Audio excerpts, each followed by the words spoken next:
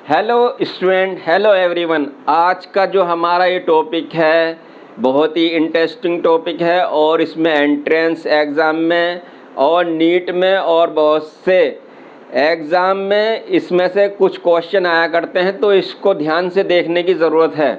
तो ये है ड्यूशेन मस्कुलर डिस्ट्रोफी। ड्यूशेन इसका नाम क्यों रखा गया? क्योंकि ये जो थे एक फ्रेंच न्यूरोलॉजिस्ट थे जिन्होंने फर्स्ट टाइम डिस्क्राइब किया था नर्वस एंड मस्कुलर डिसऑर्डर्स के बारे में, तो इसलिए उन्हीं के नाम पर इसको रखा गया है ड्यूशेन मस्कुलर डिस्ट्रोफी। डिस्ट्रोफी किसको कहते हैं? डिस्ट्रोफी कहते हैं इनएडिक्वेट डेवलपमेंट ऑफ मसल्स।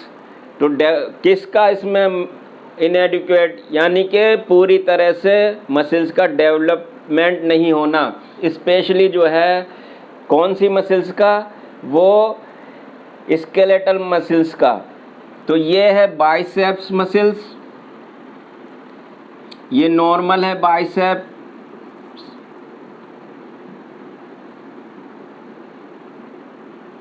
और ये जो डिस्ट्रोफी है बाइसेप्स की,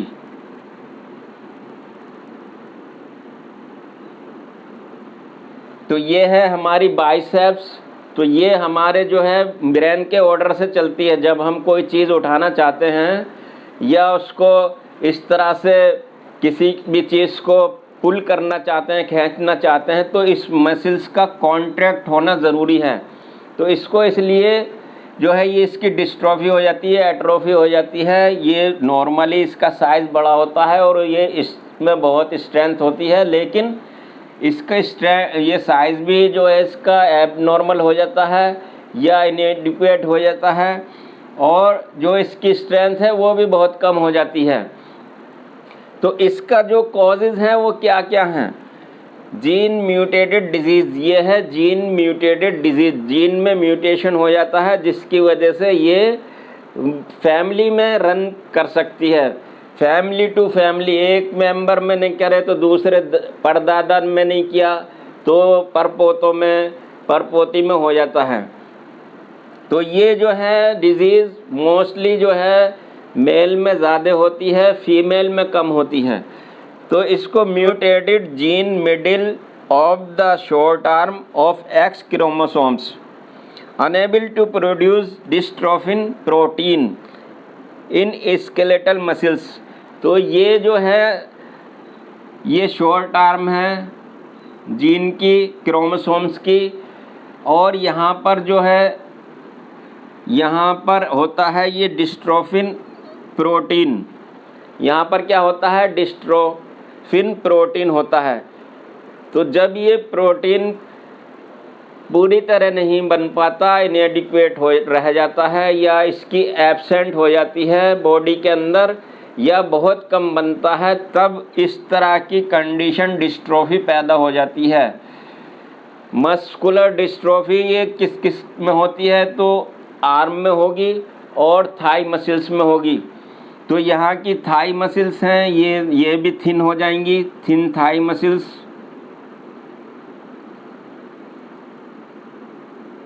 और यहाँ की जो नीचे की काफ मसल्स होती हैं, पिंडलियों की मसल्स, वो जो है मोटी हो जाएंगी, स्वेलिंग हो जाएगी इनमें।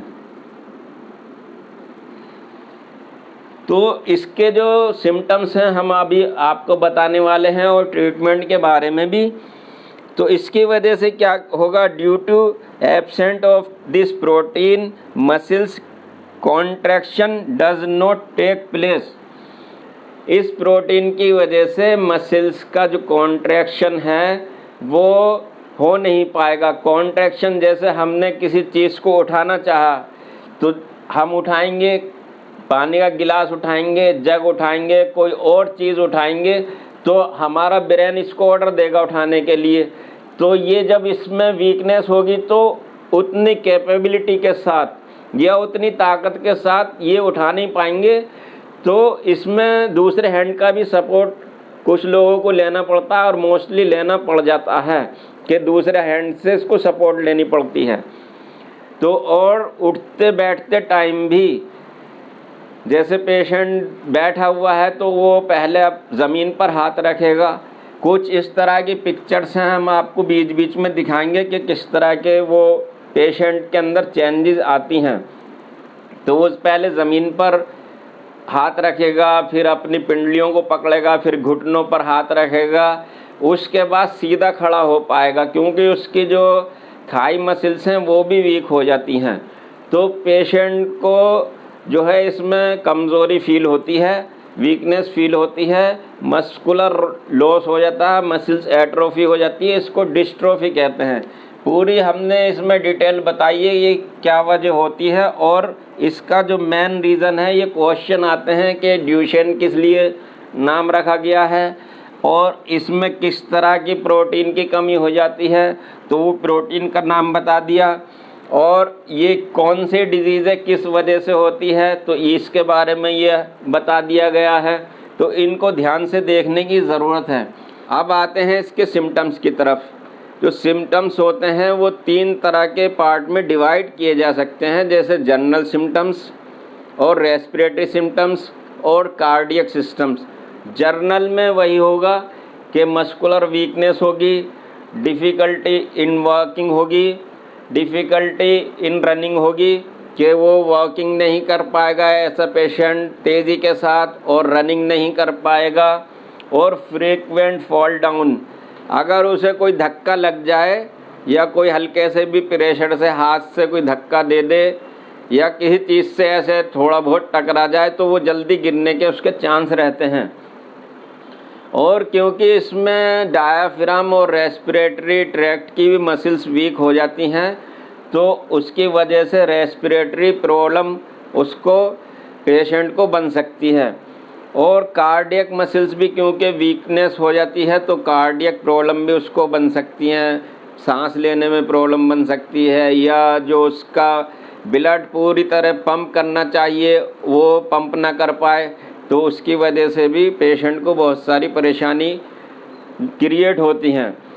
और जब पेशेंट उठता है तो वो ज़मीन पर हाथ रख कर के उठेगा और फिर अपने पैरों को पकड़ेगा, फिर घुटनों पर हाथ रखेगा और फिर जो है वो सीधा खड़ा हो पाएगा। तो वो स्टेप बाय स्टेप खड़ा हो पाएगा। तो उसके जो ये स्केलेटल मसल्स जो हैं वीकनेस की वजह से होता है। तो यही और इसी तरह के कुछ सिम्टम्स आएंगे। पेशेंट को जो है सोशली डिप्रेशन भी हो सकता है, मेंटली डिप्रेशन भी हो सकता है, और क्योंकि वो लोगों को देखता है दूसरे लोग अच्छी तरह चल फिर रहे हैं और वो नहीं चल फिर पाता है, तो उसको कुछ डिप्रेशन की भी शिकायत बन सकती है। तो अब इसका डायग्नोसिस किस तरह से बनाया जाए। डायग्नोसिस में बहुत सारे कुछ टेस्ट जो पेशेंट को, क्योंकि जनरलाइज प्रॉब्लम है और रेस्पिरेटरी प्रॉब्लम है और कार्डियक प्रॉब्लम से भी उसको सफ़र करना पड़ता है, तो उसमें इसी तरह के जो है टेस्ट किए जाते हैं। तो ये है टेस्ट, जेनेटिक टेस्टिंग करेंगे, स्क्रीनिंग फॉर जेनेटिक म्यूटेशन, और इमेजिंग एक्सरे वगैरह किए जाएंगे उसके। एंजाइम ऐसे किया जाएगा, एंजाइम टेस्टिंग वगैरह की जाएगी। इलेक्ट्रोमायोग्राफी की जाएगी, जिसमें पेशेंट की मसल्स के लिए ये मस्कुलर इलेक्ट्रिकल एक्टिविटी चेक की जाती हैं। उसके मेथड कई तरह से किए जाते हैं। एक कार्डियक टेस्टिंग में ईसीजी, ईको ये भी कराना पड़ सकता है। हार्ट मॉनिटरिंग हो गई इसमें, और क्योंकि चेस्ट में भी पेशेंट के प्रॉब्लम होती है, सांस लेने में परेशानी होती है, या जो रेस्पिरेटरी ट्रैक्ट में परेशानी हो सकती है, उसकी वजह से लंग्स का भी मॉनिटरिंग किया जाएगा। तो इसमें बहुत सारे टेस्ट बनते हैं, कुछ ब्लड वगैरह के भी टेस्ट किए जा सकते हैं।